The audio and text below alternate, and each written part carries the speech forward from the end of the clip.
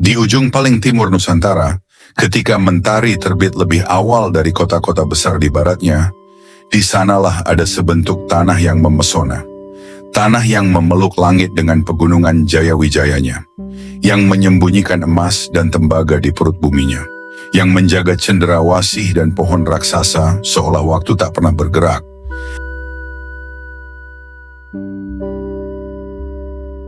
Namun dari tanah ini, lahir salah satu ironi terbesar di negeri ini. Karena kekayaan yang tak terhingga itu, justru tidak pernah dinikmati oleh mereka yang paling berhak, rakyat Papua sendiri. Kekayaan yang tak pernah menyentuh rakyat tambang Grasberg yang dikelola oleh PT Freeport Indonesia adalah salah satu tambang emas terbesar di dunia.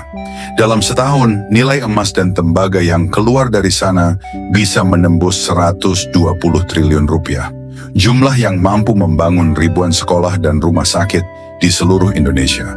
Namun di wilayah tempat tambang itu berdiri, Mimika dan pegunungan sekitarnya, banyak anak Papua yang tak bisa membaca, tak mengenal listrik, bahkan tak memiliki akses air bersih. Rakyat hidup di atas tanah emas, namun makan dengan lauk seadanya. Sekolah rusak, guru tidak datang, anak-anak tumbuh dalam lingkaran minim harapan. Coba bandingkan, Kalimantan Timur penghasil batu bara dan minyak mencatat PDRB per kapita di atas 215 juta rupiah per tahun. Sementara Papua Selatan dengan tambang emas dunia di bawah tanahnya hanya mencatat sekitar 16 juta rupiah. Angka itu bukan sekadar statistik, ia adalah bukti bahwa ada yang dibiarkan timpang, ada yang sengaja dipertahankan sebagai pinggiran. Setiap kali Papua berbicara, suara itu selalu dibingkai sebagai ancaman. Seolah orang Papua yang meminta sekolah dan rumah sakit sedang mengganggu stabilitas nasional. Padahal yang diminta bukanlah kemewahan. Yang diminta adalah hak yang dijanjikan oleh konstitusi. Pendidikan, kesehatan, akses yang setara. Namun permintaan itu justru dibalas dengan aparat, senjata, dan label separatis. Dan negeri ini diam karena narasi tentang Papua telah dikendalikan sejak lama, bahwa mereka adalah masalah, bukan bagian dari kita. Siapa yang menikmati Papua? Jawabannya bukan rakyat Papua, bukan anak-anak di pegunungan, bukan ibu-ibu yang melahirkan di rumah panggung karena tak ada bidan. Yang menikmati Papua adalah segelintir orang, para pemegang saham, para birokrat di kota, para pengusaha besar, dan kepentingan global yang sudah lama mencengkram pulau ini. Setiap meter pipa tambang, setiap truk pengangkut emas, setiap ekspor kayu dan ikan laut dalam tak pernah memberi dampak nyata bagi rakyat asli. Sebaliknya, mereka terusir perlahan. Tanah adat dirampas atas nama investasi, pendidikan yang dibiarkan mati. Tak ada kemajuan tanpa pendidikan. Namun di Papua, banyak wilayah tidak punya sekolah sama sekali. Anak-anak harus berjalan puluhan kilometer untuk bisa belajar. Dan seringkali mereka tidak sampai karena jalan terlalu jauh atau guru tidak datang. Lebih dari 314.000 anak Papua tidak bersekolah. Rata-rata lama sekolah hanya sekitar 5 tahun. Bandingkan dengan Jakarta, yang mendekati 13 tahun.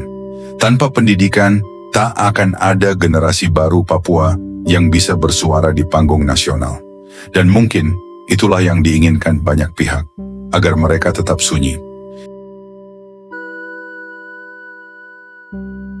Angka kematian bayi dan ibu melahirkan di Papua adalah yang tertinggi di Indonesia. Banyak desa tidak memiliki fasilitas medis. Bahkan untuk mendapatkan vaksin atau obat flu, warga harus menunggu pesawat datang seminggu sekali. Sementara virus HIV/AIDS menyebar diam-diam, malaria tetap menjadi ancaman. Dan ketika pandemi melanda, banyak desa bahkan tidak tahu apa yang sedang terjadi di dunia luar. Ada pertanyaan yang beredar, dibisikkan dari mulut ke mulut. Apakah Papua memang sengaja dibuat tetap tertinggal? Banyak teori menyebutkan bahwa menjaga Papua tetap miskin, artinya menjaga kekayaan alamnya tetap mengalir keluar tanpa perlawanan. Pendidikan direndahkan agar rakyat tak kritis. Akses dibatasi agar tak ada koneksi ke dunia luar.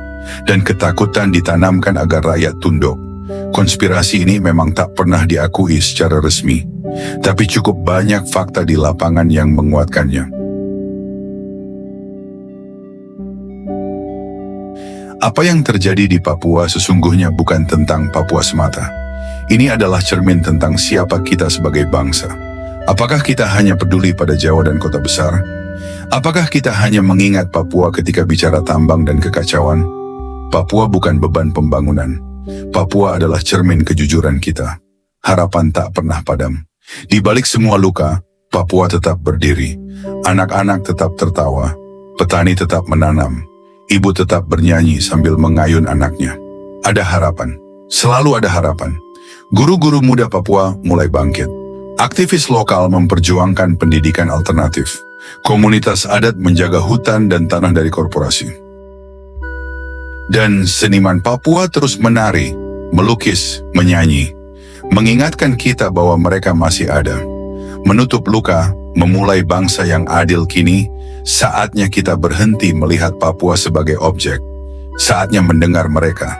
Saatnya duduk bersama dan membuka peta bukan hanya dengan mata, tapi dengan hati. Papua bukan bagian pinggir. Papua adalah inti dari siapa kita sebagai Indonesia. Karena jika kita gagal membela rakyat di atas tanah emas, maka kita telah gagal sebagai bangsa. Papua bukan cerita luka. Ia adalah cerita perlawanan sunyi. Dan kini, waktunya suara itu menggema. Tak hanya di pegunungan, tapi di seluruh penjuru negeri.